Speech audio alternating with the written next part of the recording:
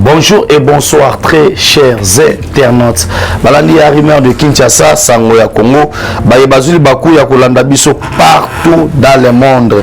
C'est votre émission Pièce contre Pièce, présentée par Benjamin Mwanasuka. Au Pénat, on est ensemble. Libération de Thomas Lubanga, Floribert Ngandu, Lo Mono Kamwanda et l'OBBC sont libérés. Torobeta Masona Yango, hausse de prix. Il y a ciment na Kasai Oriental, plus précisément la ville de Mbujimai, on va en parler. Togolobela Awa Mosso au député de l'Union Sacrée. Nos voisins de l'FCC et la MOCA veulent le dialogue, mais nous ne voulons pas, car un dialogue veut dire partage du pouvoir et nous sommes prêts à partager le pouvoir. Êtes-vous prêts à partager le pouvoir? J'allais dire Wana Atuni ba député ya Union Sacrée a confronté avec les aveux filmés des tango forts. Il refuse toute forme de collaboration. Ces ordres venaient dit Togobeta Masonango Awa Congo et Sekoufa. Les gens ingérient les chefs de l'État par rapport, il y a gestion, il y a Moka, mais ils oublient que non, il y a des bases où on avait des difficultés depuis 1960. Chronique, ça veut dire, ce qui le point bien, cette émission aura comme 8 points. Ça, on a un temps record parce que que ça, on a un temps record et pas la chaîne. Vraiment, on est ensemble dans ma caméra, tous en Jérémy et mon panzi nanga kotoyo azilara ngana si ça pas va remonter de gonabiso rancine d'entrée de jeu to bitama solo état de siège bisika wapi premier ministre autres allez connoter autres bengi la montée en puissance ya armée congolaise oyo ba bengi les FARDC oyo ba beti pena ba niati pena masolo Baniati pena masolo na nenge sengeli. Et aujourd'hui on peut être que fier ya kolobela état de siège parce que ba point autre on a koloba ezali positif et comme komona na misu ya batu nyonso tout et ba rebelle a na zwe bisayo tout la mosi ya zaza parce que tous les rebelles mango kosanganate moto ba FARDC ba police na est c'est du jamais vu. C'est comme ça qu'une nation ekoki ko évoluer. Eza lolenge a bonde pays tambolaka, lolenge a bonde pays kendaka liboso. On peut pas aujourd'hui parler du développement à l'est de la République sans pourtant se toucher na ba point auto bengi aspect sécuritaire. Aujourd'hui surtout ça la émission parce que la paix règne. Soma ça c'est beta awa na ibisio Jérémy Logola za mukuse boya kokota ngolo la mologo na munena éléphant na ebité son okimela wapi. C'est pour vous dire quoi? Et yiko baraka que non na mboka nyonso tout. Et loko va préserver liboso eza auto bengi la paix. Et na mboka na biso comme la paix ezala qui na problème comme la paix ezalaki touché, on devait d'abord commencer par rétablir la paix. Parce que tant où la paix est athée, la recette à l'état moyen fonctionner est athée, la caisse à l'état moyen tonda est athée, service à l'état moyen ça est athée, et au monde il y a beaucoup de dérapages, entre autres violences sexuelles, entre autres ou bazozo batu, ça travaux forcés et tout consort. Mais ceux qui pèsent au réunion et nakati a paix wana kakande to moni moko ya lelo, on a libéré Thomas Lubanga, bato bakanga bango en otage. Balobi Thomas Lubanga, Floribert Badjou, Lukunda Makwende, Lomi Bisisi sont libérés, pris en otage depuis 2 mois par les ministres de Codeco. Ces membres de la task force présidentielle ont été libérés à la suite d'une opération montée par un officier de l'armée qui s'appelle Topé Sakomboté. C'est comme ça que l'État fonctionne. L'État a coopéré avec les rebelles. Bato bazolinga ko échapper makambo oyo bo comprendre que non. Si les actions du chef de l'État ne sont pas vendues positivement parce que ils ont un bateau qui sont payés dans la communication pour Nayango, mais qui ne le font pas. Je dis bien qui ne le font pas. Aujourd'hui, les rebelles basenga ki mbongo, basanga ki boy. Mais tant na banda le bakelo ko banda ko boma Congo. Armée na biso, c'était parce que l'armée était infiltrée ba bando Tchatembe. Aujourd'hui, pièce contre pièce, grâce, je dis bien grâce, il y a stratégie mise en place et pas officier moko ya armée congolaise andimi a solo établi bango tout ça la boto ça boto libérer bango et à nazo bisayo on a libéré Thomas Lubanga na bato to bakangaki sans même payer 100 francs oyo ba ndeko senga et pas ba rebelle à Codeco et ba rebelle à Codeco ba kangami. Et j'ai aimé la population na niveau ya Beni tant batindi ba mwa banda Rolanda parce que oza niveau ya politique à likolo batindi ba mwa banda Rolanda ba rebelle ba mwa ba koti zamba kanga ba rebelle population moko tombo ba rebelle a bisi bango libanda c'est du jamais vu. Tout ça c'est pour vous dire comment le chef de l'État a un regard particulier dans haute région est de la République. Na est de la République, na bisona quitté Tondi et Belé. Cela veut dire, lorsqu'il y a guerre, c'est le Congo où yazo sala au babeng dans le poteau manque à gagner. C'est le Congo qui perd. Parce que, na temps normal, on est à tekaba minéré naye, à contrôler coulage à ba recette. Ce sont ces pays-là où on va profiter nango.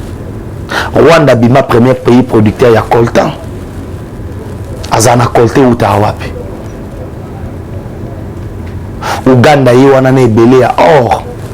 Mbongo o ekotaka ya or ya RDC zo transité par Uganda o ekendaka. Ekotaka une affaire ya 8 milliards.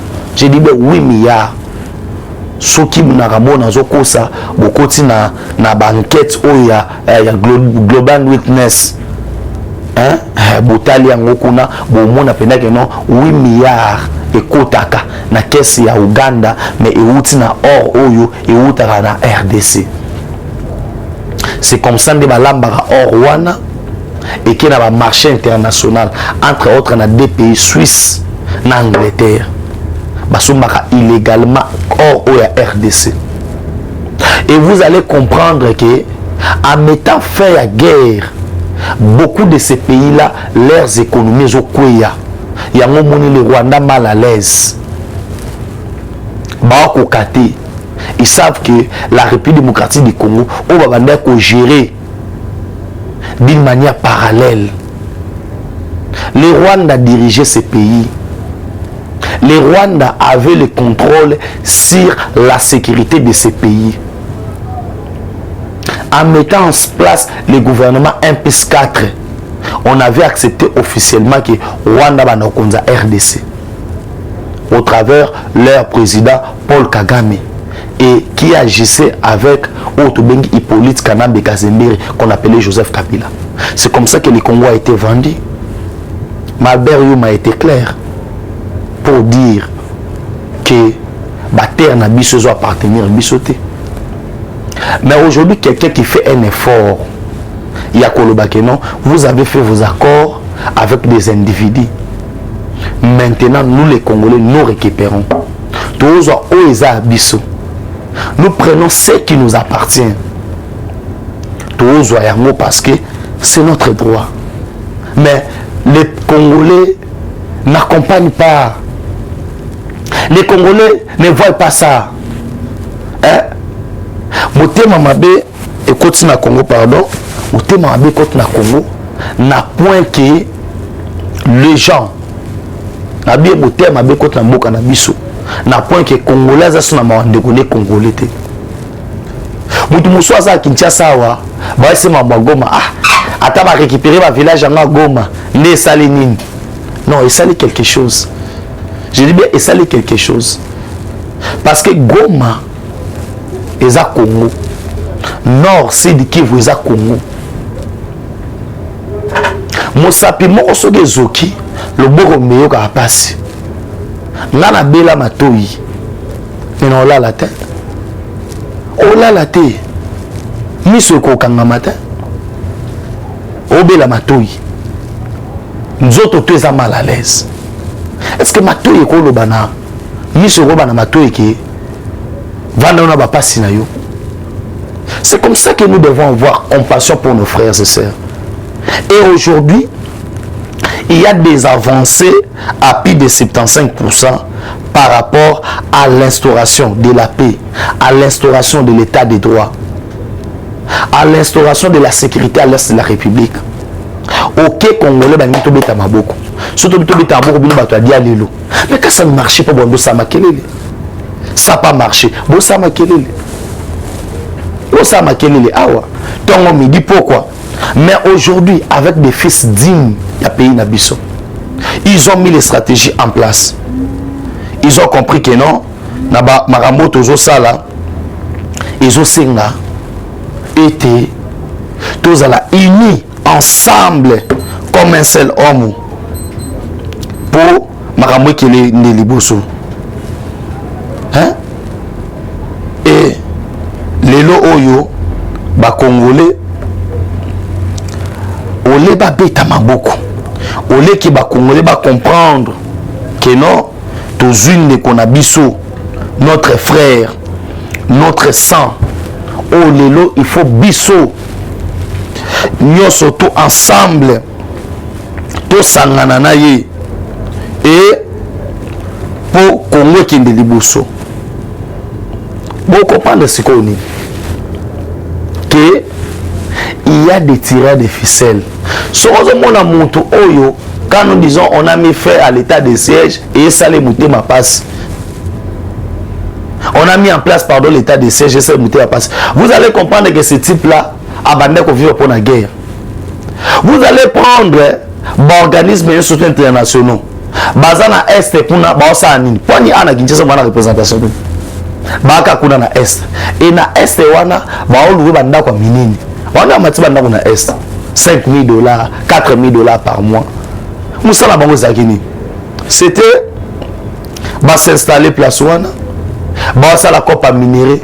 Comme ba ebi ke ba avion na bango. Ba contrôler ngote. Ba convoi na ba contrôler ngote. Bino ozo boule ke mutuka oyo ake na Rwanda gozwa carburant, nzoka nda ke na Rwanda gotika minerai.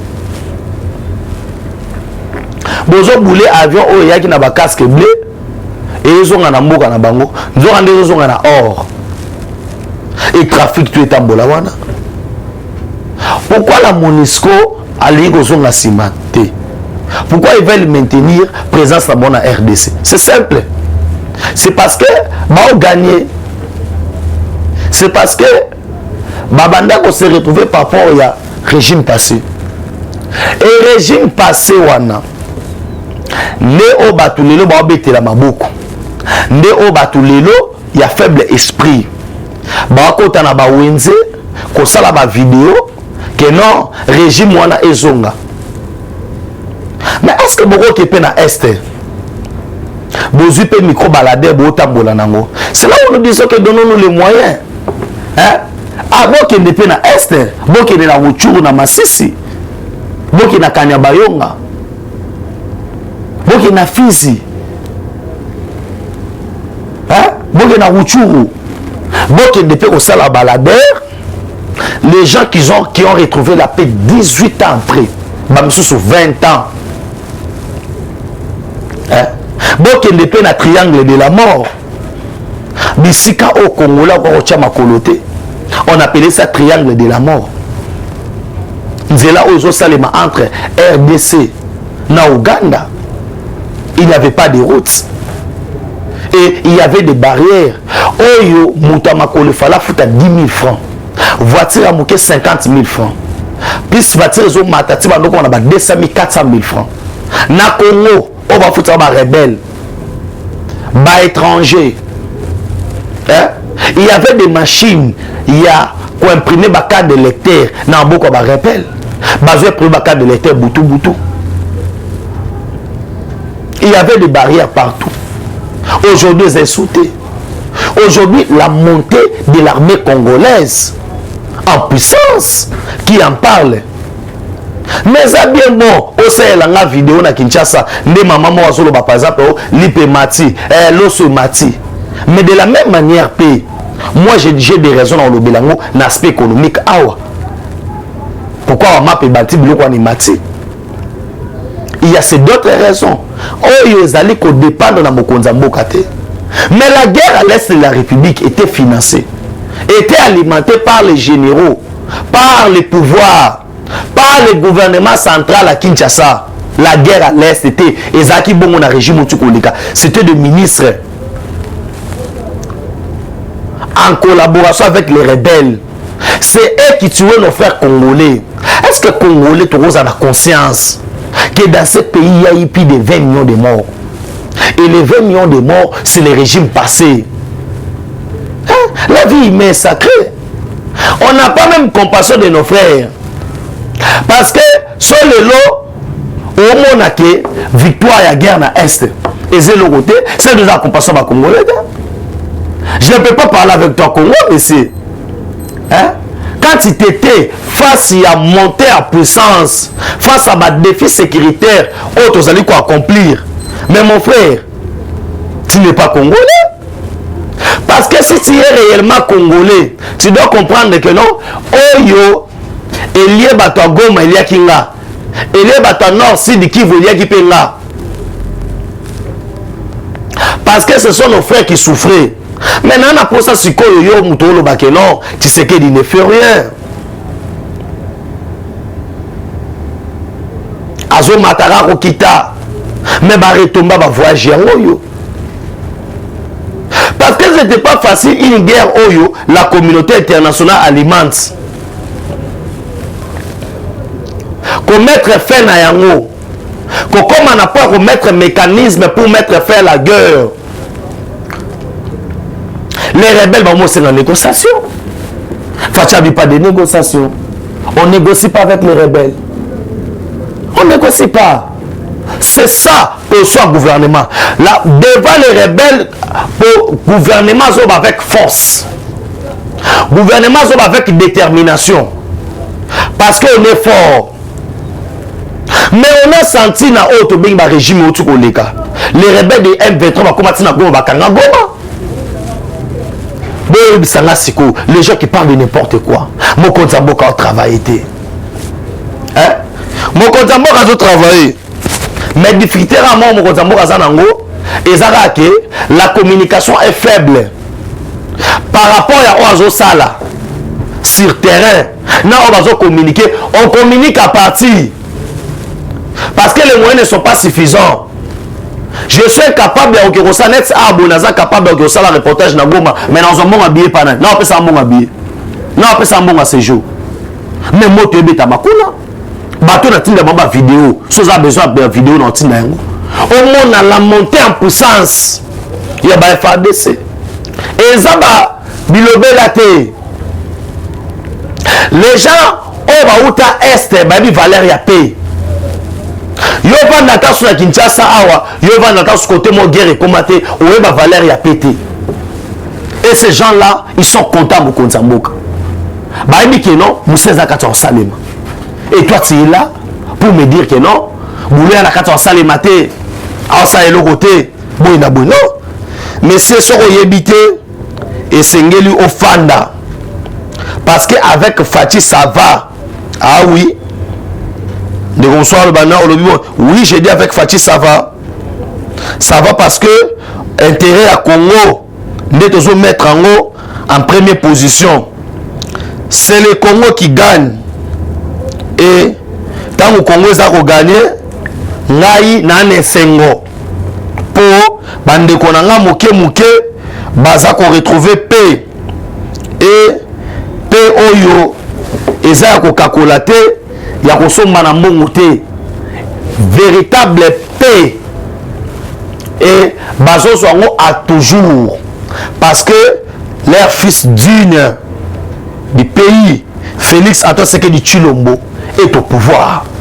Quand notre papa, quand notre frère, notre sang est au pouvoir, nous les Congolais et Sengelito se réjouir pour Nayango. Nakembala moko na dossier Oyo les Congolais vont comprendre. Na niveau Assemblée nationale, nous avons ce qu'on appelle l'union sacrée. où ils allaient majoritaire dans l'Assemblée nationale.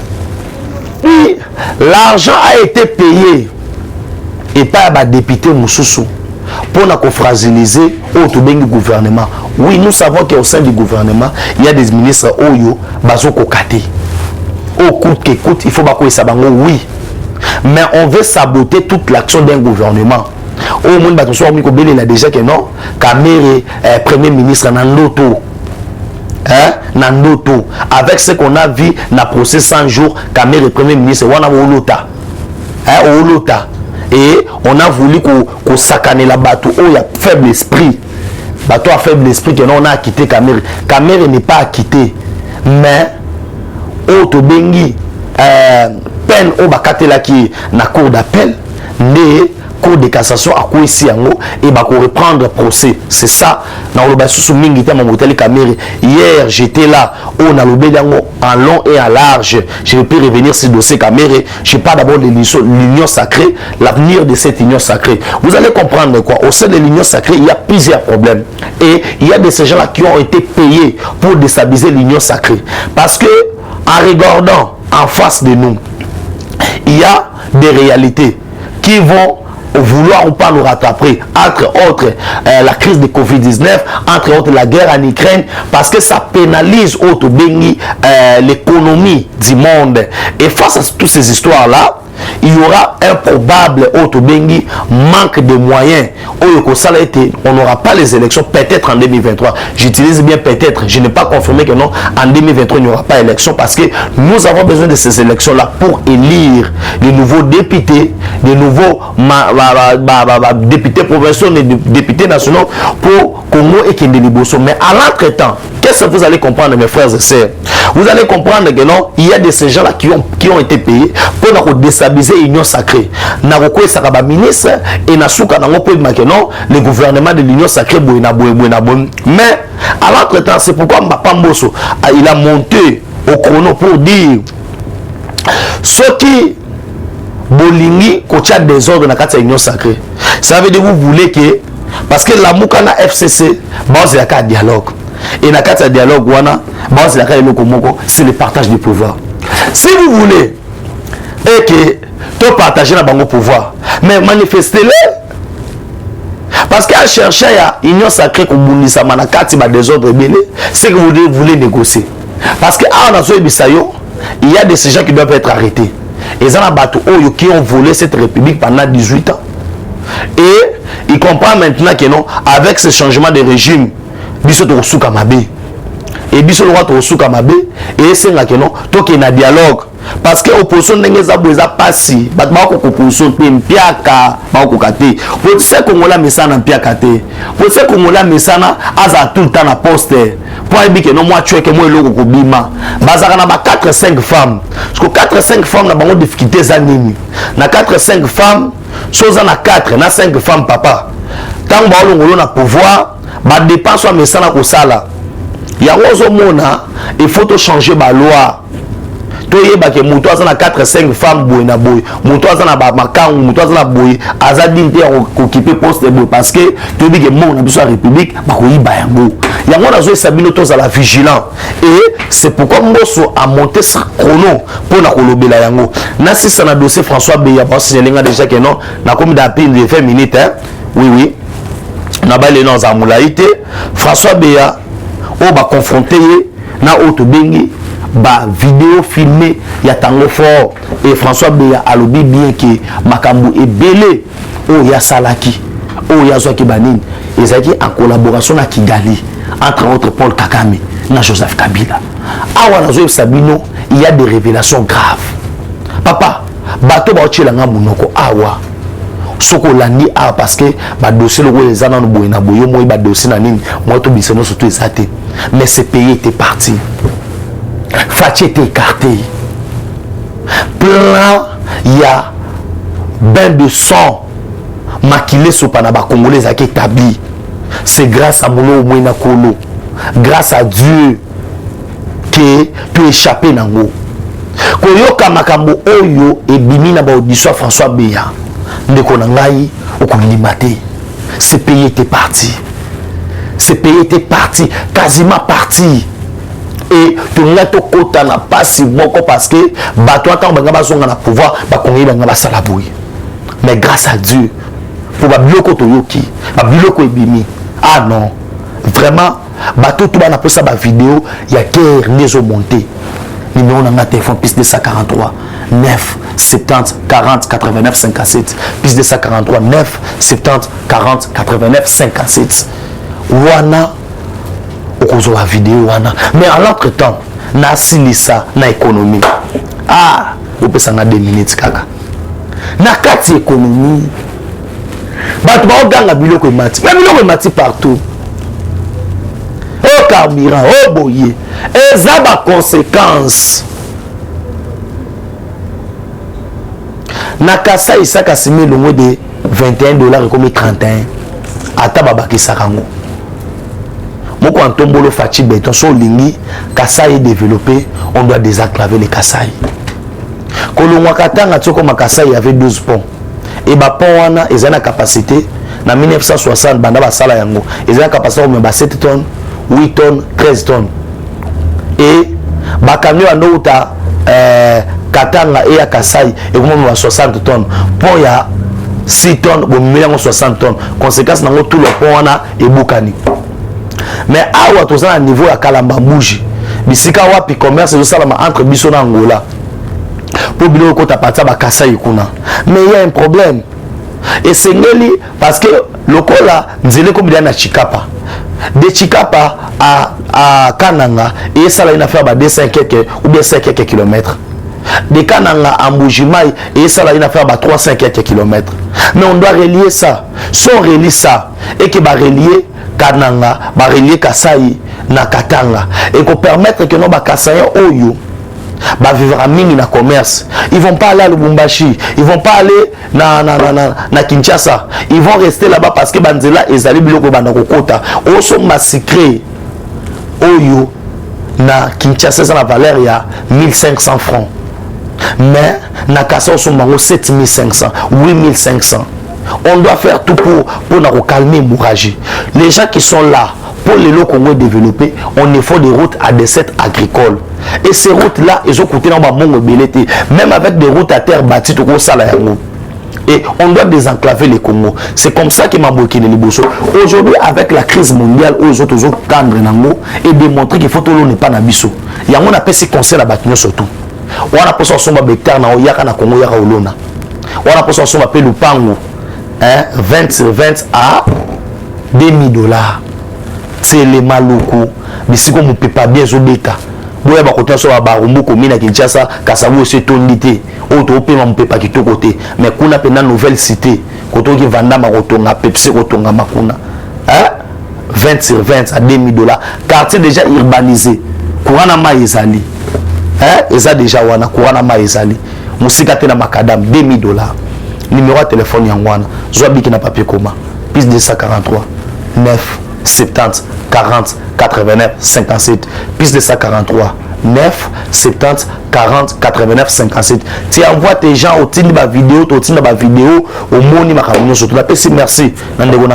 Pourquoi pas Jérémy? Il me donne ma caméra pour vous en beauté à bouer. Et la PC merci na maman Brigitte Kaja.